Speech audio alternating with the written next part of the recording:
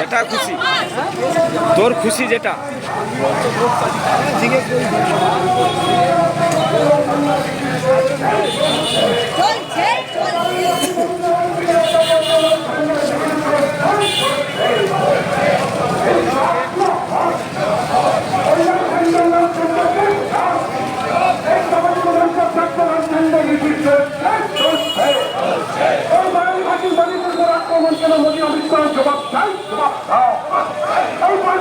কথা বললে কোন বীজবপনকারী বিজেপি আরো বাংলা থেকে হাত কোটাও দেশের ধর্মনিরপেক্ষতাকে রক্ষা করতে লাল ঝান্ডার মিছিল চলছে চলছে। এই হিন্দু বীজবপনকারী মরিয়মিত বাংলা থেকে হাত কোটাও। এই মানুষের ধর্ম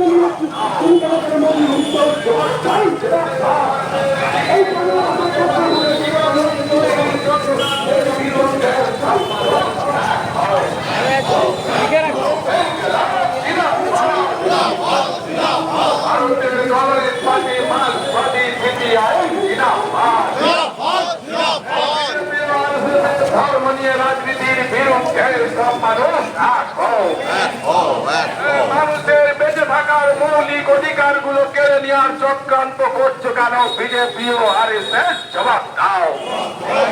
এই ধর্ম নিয়ে রাজনীতি করে কার স্বার্থ রক্ষা করছো বিজেপি ও আরএসএস? জবাব দাও।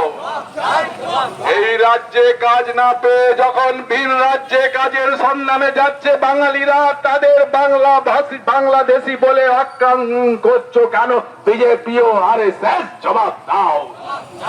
এই ধর্ম নিয়ে রাজনীতির বিরুদ্ধে সব মানুষ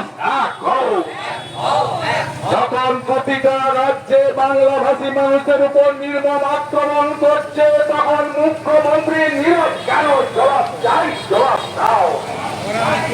পার্লামেন্টে অতি সত্তর বাঙালি বাঁচানোর দাবিতে আন্দোলন করেছে।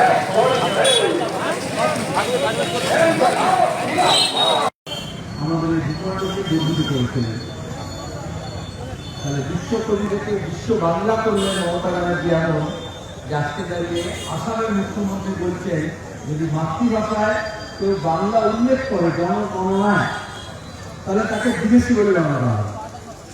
এটা আজকে না, আরএসএস বিজেপি তাদের মন গড়া যে সংস্কৃতি, তাদের যে মন গড়া যে দর্শন, তাকে তারা মনে করে এক দেশ, এক জাতি, এক ধর্ম, এক ভাষা, এক দল, এক নেতা, যেটাকে আমরা বলি স্বৈরতন্ত্র। গণতন্ত্র মানে হচ্ছে রামকৃষ্ণ পরমহংসদেবের ভাষায় যত মত তত পথ। কেউ যদি জোর করে বলে যে যেটা আমি বলছি সেটাই পথ, অন্য কিছু নয়, তাহলে আমাদের যে বৈচিত্র্য ভরা দেশ, নানান জনগোষ্ঠী, জাতিগোষ্ঠী, বহু ভাষা, বহু ধর্ম এবং তার সংমিশ্রণে সাম্রাজ্যবাদের বিরুদ্ধে লড়াই করতে গিয়ে নানা ভাষা, নানা মত, নানা পরিধান, বিবিধের মাঝে দেখো মিলন মহান। এই বৈচিত্র্য তাকে এক সুরে ভাবার জন্য স্বাধীনতা আন্দোলনে ব্রিটিশ সাম্রাজ্যবাদের বিরুদ্ধে যারা লড়াই করেছিলাম, সহিংস পথে, অহিংস পথে। তারপরে স্বাধীনতা পরবর্তী সময়ে আমাদের যে সংবিধান তৈরি হলো, সেই 190 বছরের লড়াইয়ের যে স্পিরিট, তাকে ধরার চেষ্টা করা হলো।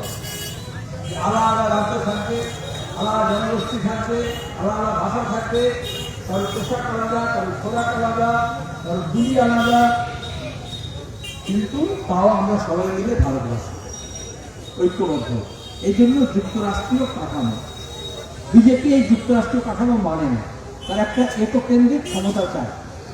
তাদের মধ্যে যে স্বৈরতান্ত্রিক প্রবণতা, সেটা ক্রমাগত নয়া ফাঁসিবাদী চরিত্র গ্রহণ করছে।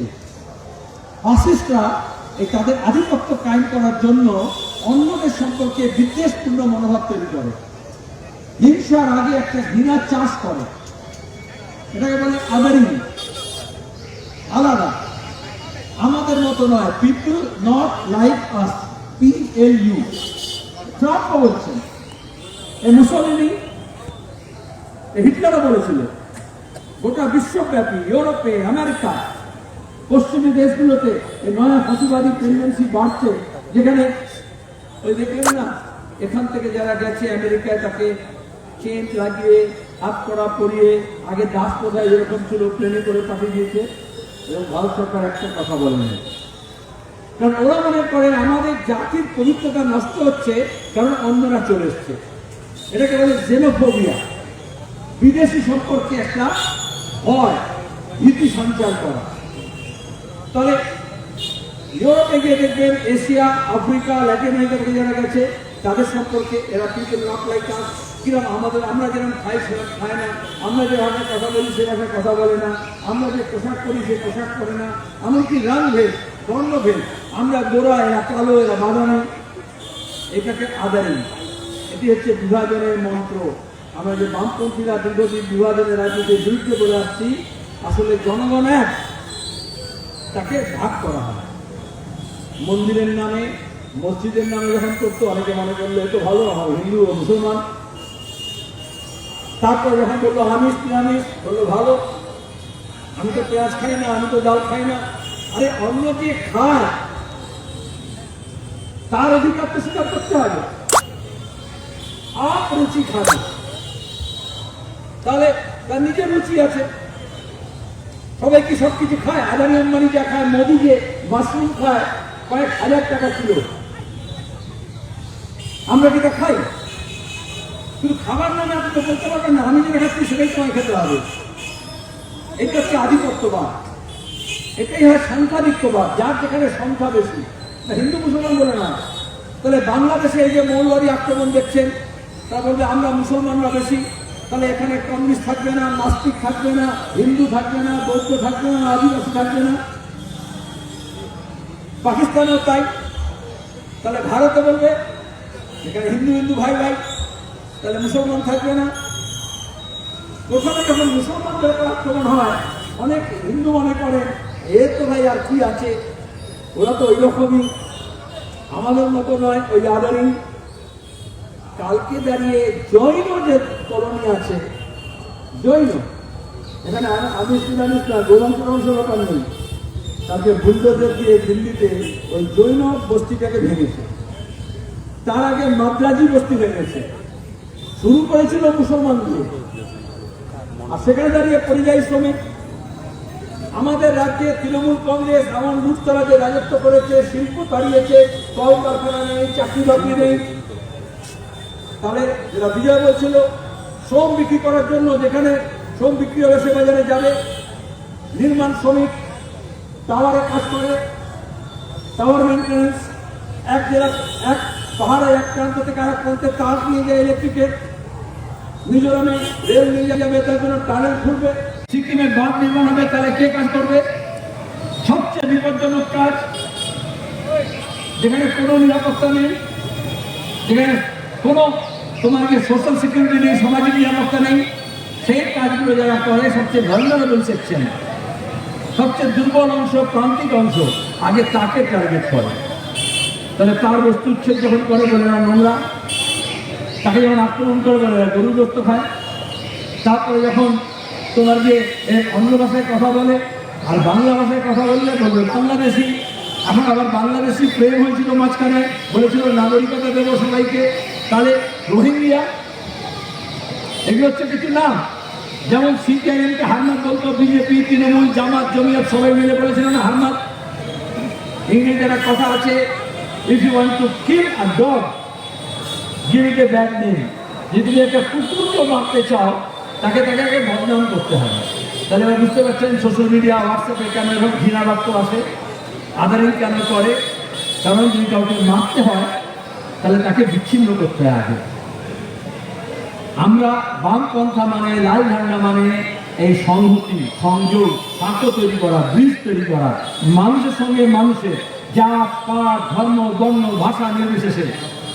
আর দক্ষিণপন্থার উত্থান মানে হচ্ছে যে ঝান্ডা নিয়ে আসুক, তৃণমূলের নাম নিয়ে আসুক বা বিজেপির নাম নিয়ে আসুক বা অন্য কোনো নাম নিয়ে আসুক, তার কিচ্ছু এসে যায় না। তার রাজনৈতিক দর্শন, সংস্কৃতি হচ্ছে বিভাজন, ভাগ করা। আর যেখানে জোরদার মুলুকটা তোলাবাজি করলে, লুটতরাজ করলে, খুনোখুনি করলে, ধর্ষণ করলে জোরদার মুলুকটা করতে হয়, কোনো আইনের শাসন থাকে না। নাটক করে থাকে তালেবান হয়, তখন গণতন্ত্রকে শেষ করে দেয়। তাহলে এটার সঙ্গে একটার সঙ্গে আর একটা বাধা আছে। গণতান্ত্রিক অধিকার রক্ষা করতে হবে। গণতান্ত্রিক বোধ আমাদের বলে যার যেরকম পছন্দ আছে সে সেরকম জামা কাপড় পরবে। কে ধুতি পরলো আর কে লুঙ্গি পরলো তার জন্য ভাগ হবে না। মনে আছে দিলীপ ঘোষ বলেছিল লুঙ্গি পরে 2 কোটিকে বার করে দেবো। ওই যে বিজয় গান্ধী বলেছিল মুড়ি খায় চিড়ে খায় এরা বাংলাদেশি, ওদের কোনো ধ্যান ধারণা নেই। আর আরএসএস মনে করে বাংলার নাম করে বাংলাদেশ তো একটা তৈরি হয়ে গেছে, তাহলে এখানে তো হিন্দি হিন্দু হিন্দুস্তান, তুমি তাহলে এখানে কেন আছো? আগে বলতো হিন্দি হিন্দু হিন্দুস্তান ভাগো মুসলিম পাকিস্তান। অনেকে বলতো তো মুসলমানদের তাড়াবে, আমরা বেশি থাকি। সিএনআ সময় বলেছিল না মুসলমানদের তাড়িয়ে দেবো, তাহলে 2 কোটিকে তাড়িয়ে দেবো, তাহলে তোমার হাঁস মুরগি ডিম সব তোমাদের হয়ে যাবে। এখন কি বলছে আসামে বুলডোজার দিয়ে বাংলাভাষী যে মানুষজন আছেন তাদের ঘর ভাঙছে, কারণ জমিটা আদানিকে দিতে হবে। কিন্তু হেমন্ত বিশ্ব শর্মা আজকে বাংলাভাষী বাঙালির বিরুদ্ধে বলতে পারছে, কারণ আগে আসামের মানুষকে অসমিয়া বাঙালির নাম করে ভাগ করেছে আরএসএস টাকা। অসম গণ পরিষদ নাম ছিল, অসমিয়া আর বাঙালি ভাগ করেছে। তারপরে বাঙালিকে ভাগ করেছে হিন্দু আর মুসলমানের নামে। তারপরে ভাগ করছে এদেশি ওদেশি বলে। এইভাবে অসমিয়া মুসলমান আর বাঙালি মুসলমানকে ভাগ করেছে। ভাগের কোনো সীমা নেই। যত আমরা ভাগ হব তত বেশি এই স্বৈরাচারী শক্তি, এই টানাশাহী শক্তি তত বাড়বাড়ন্ত হবে। মুসলমানের কথা বলছো, তুমি অমুকের কথা বলছো, আরে তুমি বাঙালির কথা বলছো। আসলে এখানে যদি হিন্দিভাষী কোনো মানুষ তাকে কাজ করতে এসছে, তার উপরে যদি আক্রমণ হয় সেটা আধিপত্যবাদ। তাহলে ধর্মের নামে, ভাষার নামে, খোরাকের নামে, পোশাকের নামে ভাগের বিরুদ্ধে। এই জন্য এরা একসঙ্গে মিলে বলেছিল লাল হাটাও। তাহলে লালটা হটলে মানুষকে ভাগ করা যাবে। লাল ঝান্ডার শক্তি আলাদা কিছু না। মানুষ যখন ঐক্যবদ্ধ হয়, সংঘবদ্ধ হয়, তখন লাল ঝান্ডা নিয়ে পথে নামে। এই যে 25 কোটি মানুষ ধর্মঘট করলো গোটা দেশ জুড়ে 9 জুলাই, সব কে বিহারি, কে বাঙালি, কে হরিয়াণী, কে জম্মু, কে কাশ্মীর আলাদা হয়নি। তাহলে আন্দোলন, সংগ্রাম, মিছিল, মিটিং, ঝান্ডা লাল এক করে মানুষকে। আর ধর্মীয় দিক তুলে, ভাষার দিক তুলে যখন ভাগ করে তখন মানুষকে ভাগ করে। আমরা বলি मंदिर मस्जिद गुरुद्वारों में, मंदिर मस्जिद गुरुद्वारों में बांट दिया भगवान को। धरती बांटी, सागर बांटा, मत बांटो इंसान को। তাহলে ধর্মের নামে, মন্দির মসজিদ গির্জার নামে ভাগ করেছে তুমি ভগবানকেও, কিন্তু অন্তত মানুষকে এত ভাগ না করো। তার জন্য আমাদের লড়াই, সে লড়াই আপনারা সামিল হবেন। ধন্যবাদ। ইনকলাব জিন্দাবাদ।